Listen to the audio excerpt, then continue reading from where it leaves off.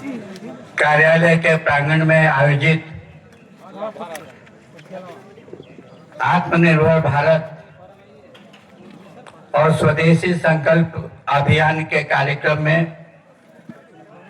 मंच पर उपस्थित चतरा जिला के भारतीय जनता पार्टी के जिलाध्यक्ष आदरणीय रामदेव सिंह भोक्ता जी,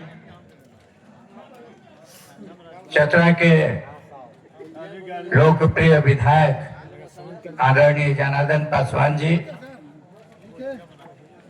प्रदेश कार्य समिति सदस्य आदरणीय प्रदीप सिंह जी, पूर्व जिला अध्यक्ष आदरणीय अशोक शर्मा जी, युवा मोर्चा प्रदेश मंत्री आदरणीय अमित कुमार साहू जी, जिला महामंत्री आदरणीय डॉक्टर मृत्युंजय सिंह जी, जिला महामंत्री एवं मंच संचालन करता आदरणीय श्री मिथेश गुप्ता जी, जिला उपाध्यक्ष श्री विंदेश्वरी यादव जी, जिला मंत्री श्रीमती चंपा देवी जी, ओबीसी मोर्चा जिलाध्यक्ष श्री सुनील चौरसिया जी, जिला मंत्री श्री प्रभुनाथ सिंह जी, एससी मोर्चा जिलाध्यक्ष श्री पोषण भारती जी, युवा मोर्चा जिलाध्यक्ष श्री सुमन सौरभ जी, एसटी मोर्चा के जिलाध्यक्ष श्री भीखलाल मुंडा जी, भारतीय जनता पार्टी के सभी मंडल अध्यक्षगण और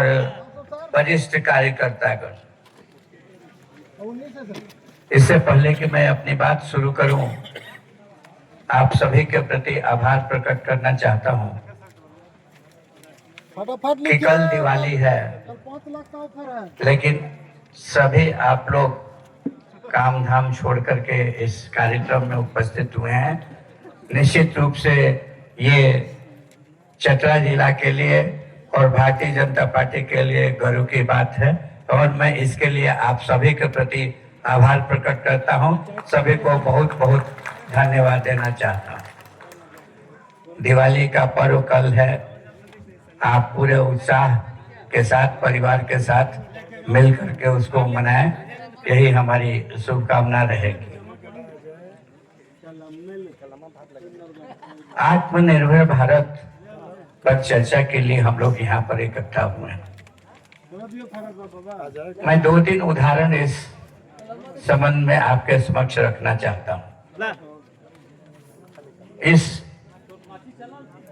मंडप में बहुत कम ऐसे लोग होंगे जिनकी जन्म तिथि 1967 के पहले की होगी, लेकिन जिनकी भी होगी और उन्हें यदि स्मरण होगा तो वो याद करें 1967 का वर्ष अकाल और सुखाड़ का वक्त था।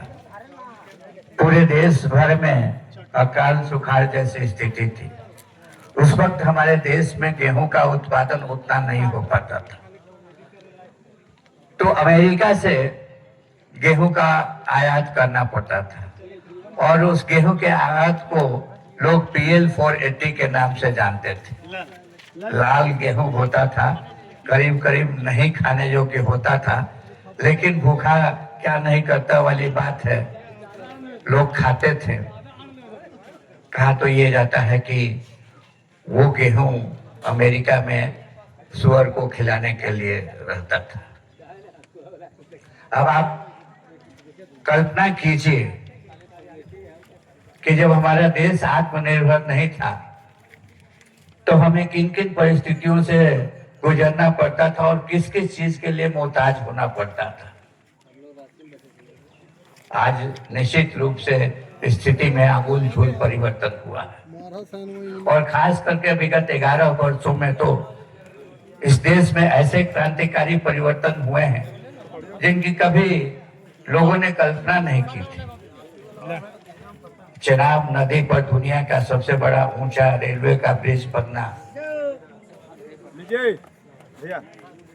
रक्षा के क्षेत्र में आकाश नाम का एयर डिफेंस सिस्टम तैयार होना, ब्रह्मोस जैसा मिसाइल इस देश में तैयार होना, इस देश में सड़कों का निर्माण दुनिया के देशों में तीसरे स्थान पर रहना, रेलवे में किस द्रुत गति से परिवर्तन हो रहा है, ये सारी चीजें आपके सामने है।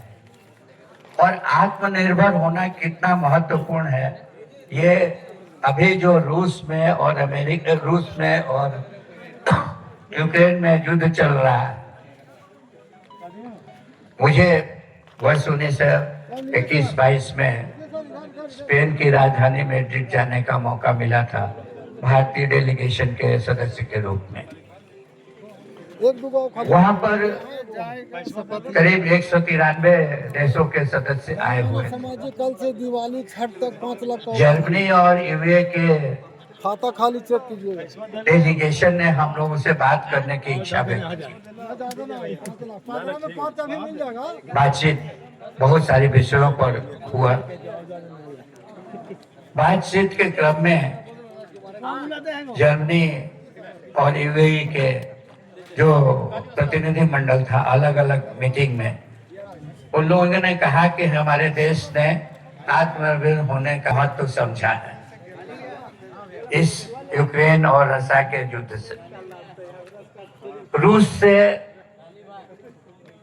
तमाम यूरोपीय देशों को इसकी आपूर्ति होती है, वो आपूर्ति बंद हो।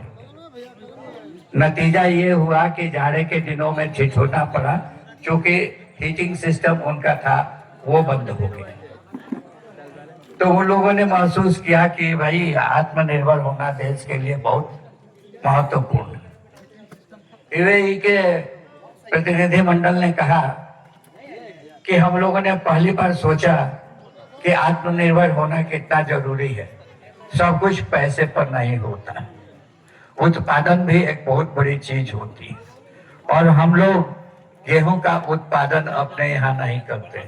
और यूक्रेन जो गेहूं की आपूर्ति करता था, इस युद्ध के दौरान गेहूं की आपूर्ति करना बंद कर दी। तो आत्मनिर्भर भारत की जो परिकल्पना है, जो देश के यशस्वी प्रधानमंत्री आदरणीय नरेंद्र भाई मोदी जी ने की है, वो मई 2020 में कोरोना काल में की। वैसे आत्मनिर्भर भारत होना या आत्मनिर्भर होना कोई बहुत नई परिकल्पना नहीं है। पुराने समय में भी लोग समझते थे, गांव के लोग भी समझते थे कि हमें अपने उपयोग की सारी चीजें यहीं पैदा करनी है, हमें कहाँ से दूसरी चीजें मिलेंगी वगैरह वगैरह। पर कोरोना काल में महत्वपूर्ण बात ये थी कि भारत में उस वक्त कोरोना की कोई वैक्सीन नहीं थी।